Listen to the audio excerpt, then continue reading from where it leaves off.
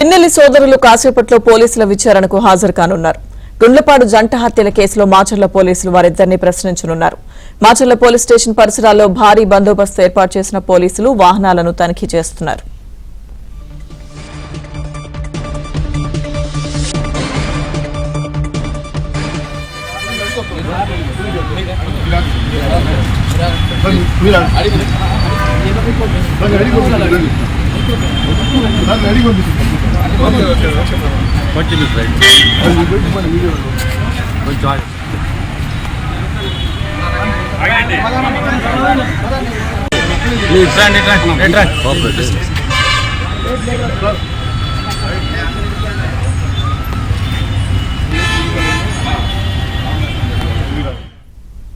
పిన్నెల్లి సోదరుల విచారణకు సంబంధించిన పూర్తి సమాచారం మా ప్రతినిధి సాంబశివరావు లైవ్ లో అందిస్తారు.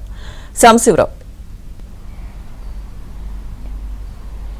లక్ష్మీదుర్గ పల్నాడు జిల్లా మాచర్లకు చెందిన వైసీపీ మాజీ ఎమ్మెల్యే పిన్నెల్లి రామకృష్ణారెడ్డి, అతని సోదరుడు పిన్నెల్లి వెంకటరామిరెడ్డి ఈరోజు మాచర్ల రూరల్ పోలీస్ స్టేషన్కి అయితే విచారణకు హాజరయ్యారు.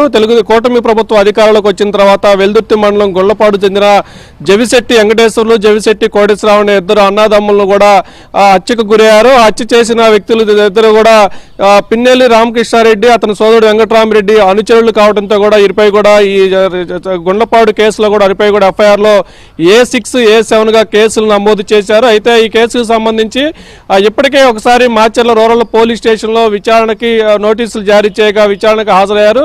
ఈ నెల 8వ తేదీన మరోసారి విచారణకు రావాలని పోలీసులు నోటీసులు జారీ చేసినప్పుడు కూడా 8వ తేదీ ఇప్పటికే ఈ కేసులో సుప్రీంకోర్టులో పిన్నెల్లి సోదరులు మధ్యంతర బెయిల్ అయితే పొంది ఉన్నారు. మధ్యంతర బెయిల్ ఈ నెల 8వ తేదీకు ముగుస్తున్న నేపథ్యంలో ఆ రోజు విచారణకు రాకుండా వారు ఎగ్గొట్టిన పరిస్థితి అయితే ఉంది. సుప్రీంకోర్టులో బెయిల్ కానీ క్యాన్సిల్ అయితే తమను అరెస్ట్ చేస్తారని ఒక భయంతో 8వ తేదీన వారు విచారణకు రాకుండా వాయిదా కోరారు. ఈ రోజు అయితే 8వ తేదీన సుప్రీంకోర్టు జరిగిన విచారణ నేపథ్యంలో 3 వారాల పాటు గడువు ఇచ్చిన నేపథ్యంలో ప్రస్తుతం ఈ రోజు మరోసారి మాచర్ల రూరల్ పోలీస్ స్టేషన్ కు పిన్నెల్లి సోదరులు అయితే హాజరవడం జరిగింది. అయితే ఎన్నికల ఇక 2024 పోలింగ్ సమయంలో పిన్నెల్లి సోదరులు చేసిన అరాచకాలు, అక్రమాలపై జరిగిన నమోదైన కేసులకు సంబంధించి పిన్నెల్లి రామకృష్ణారెడ్డి బెయిల్ పొంది జిల్లాలో తిరుగుతుండగా పిన్నెల్లి వెంకటరామిరెడ్డి మాత్రం 15 నెలల పాటు కనీసం ఎక్కడున్నాడో తెలియకుండా ఉన్నారు. కనీసం పోలీసులు అతను ఆచూకీ కూడా కనిపెట్టలేని పరిస్థితులు అయితే ఉంది.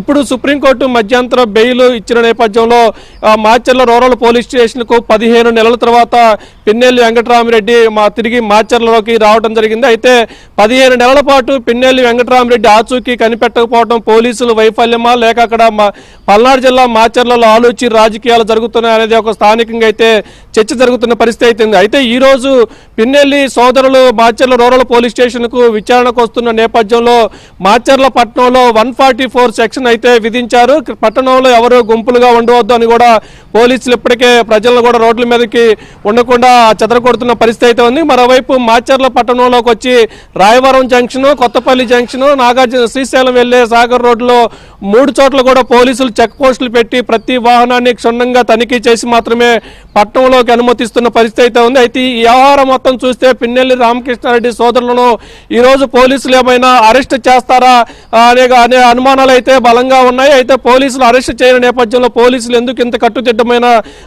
పగడ్బందీ బందోబస్తు ఏర్పాటు చేశారు, 144 సెక్షన్ ఎందుకు ఏర్పాటు చేశారో తెలియని అయోమయ స్థితిలో అక్కడ మాచర్ల పట్టణ ప్రజలు కానీ వైసీపీ శ్రేణులు గారు ఉన్న పరిస్థితి అయితే ఉంది. కొద్ది నిమిషాల క్రితమే పిన్నెల్లి రామకృష్ణారెడ్డి, అతని సోదరుడు Pinnelli Venkatarami Reddy Macherla rural police station కు గుండ్లపాడు జంట హత్యల కేసుకు సంబంధించి విచారణకు అయితే హాజరయ్యారు. అయితే గతంలో మొదటిసారి విచారణకు వచ్చిన సమయంలో వారి న్యాయవాదులను కూడా అనుమతించారు. కానీ ఈసారి కేవలం పిన్నెల్లి రామకృష్ణారెడ్డి, అతని సోదరుడు వెంకటరామిరెడ్డిని మాత్రమే అనుమతించిన నేపథ్యంలో ఏం జరుగుతుంది, ఏం జరగబోతున్నది కూడా మాచర్ల నియోజకవర్గంలో అందరిలో అయితే ఒక రకమైన ఉత్కంఠ, ఆసక్తి అయితే నెలకొని ఉంది. Lakshmi Durga. Okay, thank you Sambasivarao.